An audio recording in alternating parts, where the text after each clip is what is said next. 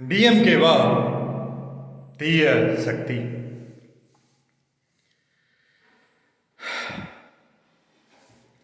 சற்று சிந்திப்போம். நம்முடைய அரசியல் கட்சிகள் அனைவரும் ஏன் பிரிந்திருக்கிறார்கள்?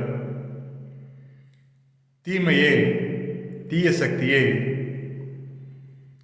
மக்களையும் அரசியல் தலைவர்களையும் அரசியல் கட்சிகளையும் பிரித்துவிடும். ஆனால் தூய சக்தி அனைவரையும் இணைத்துவிடும். டிஎம்கே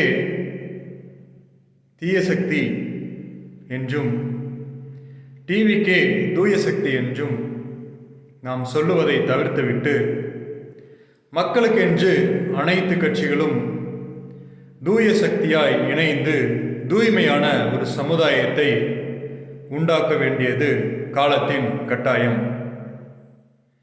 சமுதாயத்தில் இருக்கின்ற தீமைகளை அனைவரும் சேர்ந்து அகற்ற வேண்டும். நல்லதொரு சமுதாயம் படைத்திட, தூய்மை மலர்ந்திட, அனைவரும் தூய்மையின் பாதையில் சத்தியத்தின்படி நடந்து சமுதாயத்தில் இருக்கிற தீமைகளை அகற்ற வேண்டும்.